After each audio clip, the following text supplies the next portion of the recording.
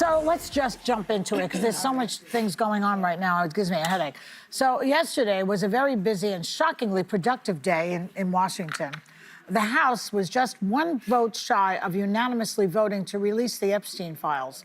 Now the Senate is rushing to get it to Donald Trump's desk. Epstein's alleged victims are celebrating. And here was the reaction on Capitol Hill yesterday. Watch. There are 1,000 survivors. They can't open enough investigations to cover up everything that's in these files. We, as Republicans, I think every person in this body recognizes that this has gotten out of hand. It's no longer where it started, and it was not handled properly. The Senate has passed the bill under unanimous consent. I'm deeply disappointed in this outcome. I think Chuck Schumer rushed it to the floor and put it out there preemptively. It needed amendments. I just spoke to the president about that. We'll see what happens. So I ask you, all wise ones, have Republicans finally found their moral compass on the Epstein files, or is there an ulterior motive here? And it's interesting that Massey refers to a cover-up, because that's what we're worried about, right? That they're going to release them, but they'll redact. That's my concern. What do you say? I don't think they found their moral compass. I think they were led there and then forced to eat it. Yeah. Because we had some brave victims, very brave victims, and we also had some people in Congress, including Massey, MTG,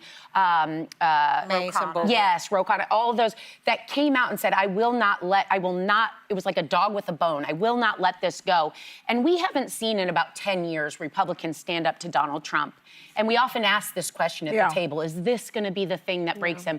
This might be the thing that breaks him, because we are seeing Marjorie Taylor Greene, who was a day one MAGA loyalist, say, now, when she speaks in public, she's not only breaking with him and taking all the ire, she's saying it makes you wonder. Like she's now actually pondering, what have we done here?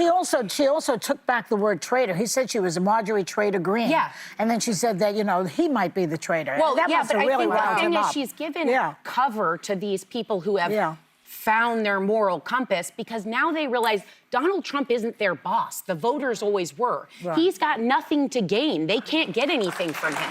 And so this may be the thing that breaks him. Okay. Well, and if child sex trafficking can't be a bipartisan issue, what even can today? Right. Yeah. Listen, I think that this was an example, and it's powerful to see when the American public was ahead of where Congress was and forced them to do the right thing. There was such an overwhelming cry from the public, left, right, and center, to get these Epstein files out, and Congress just couldn't, they couldn't ignore it any longer. The fact that a week or two ago on this show, we were talking about whether this discharge petition would even get enough votes to be considered for a vote on the floor, and then it nearly unanimously passed. The same night passes the Senate. That virtually never happens. Yeah. And in the next 10 days, Donald Trump's going to have a choice to sign it or to veto it.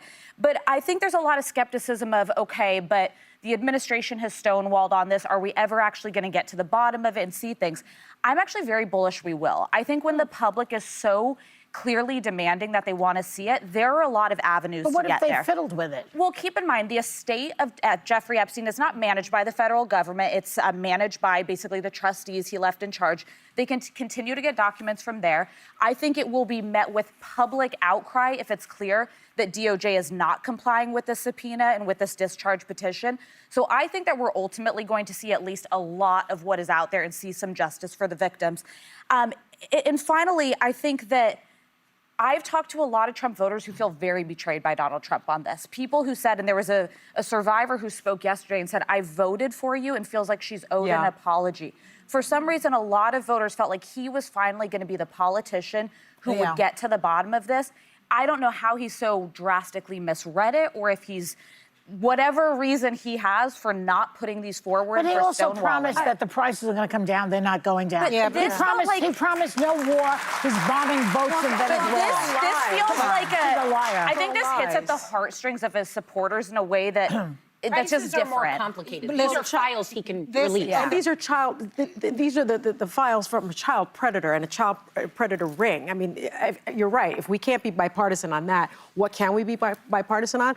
But I'm skeptical skeptical, Joy. You know, you mentioned what if they fiddled with it? What if they redacted it? I said it yesterday. You know, there's Pam Bondi is allegedly investigating the Democrats in the file. When there is a grand jury investigation, the Department of Justice cannot release any files that are related to the investigation. And remember, Donald Trump called for that investigation. So, in my view, because he is such an abhorrent president, because he is such an abnormal president, because there are no rules in this presidency, because it's really just a monarchy, because it's a corrupt presidency, in my view, I just can't imagine that a man that was mentioned over 1,000 times in these Epstein estate files would allow this to be released unredacted. I just don't buy it. I'm sorry. Well, that's Huggins. Wait, let me ask you something. There was one senator, I think his name was Huggins.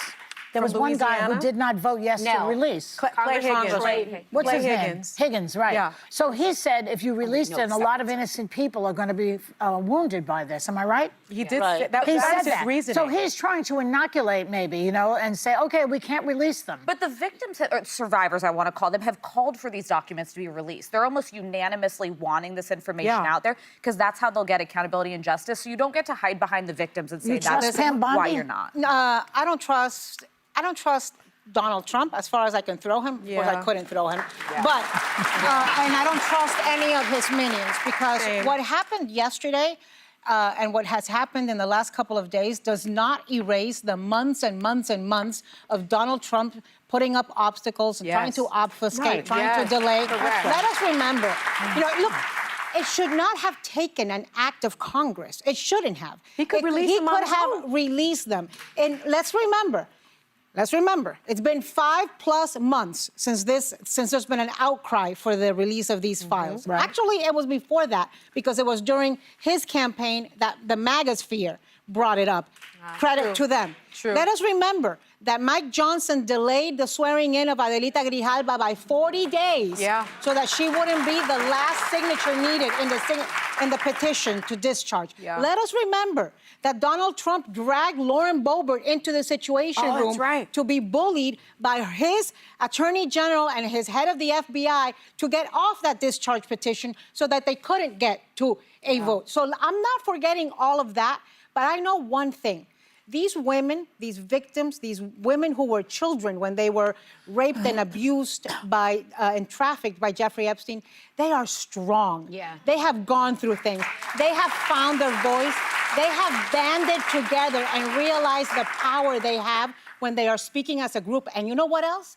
They know what's in those files.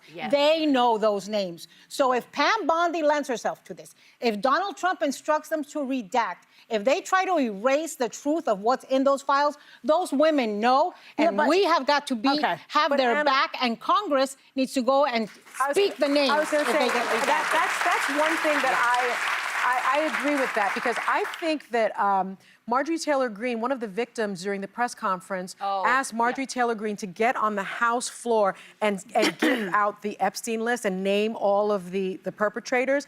And under congressional immunity, Marjorie Taylor Greene, or any other congressperson for that matter, can do this with speech and debate with total immunity. And so I think that's actually the way that we can. You know, I'm going to give a shout out to Senator Dick Durbin, who's a Democrat. He said back in July that the Department of Justice had the FBI personnel go through and flag Epstein files mentioning Trump. This is an old story already, so don't be surprised if it comes to Trump's desk and he says the dog ate my homework. In July, Joy, Pam Bondi stated that the DOJ and the FBI review found no client list in the FBI files, in the Epstein files. And then a couple of months ago, I don't remember how many months ago, she said that there was nothing in the Epstein files warranted that warranted further investigation. Why the switch up? Why the switch And by up? the way, the survivors know the info, and the estate has a lot of information if DOJ decides to Well, let's hope that we get it out, gets out there so we all know the truth. No, we have to remain vigilant. We are. We'll be stay right on back. this.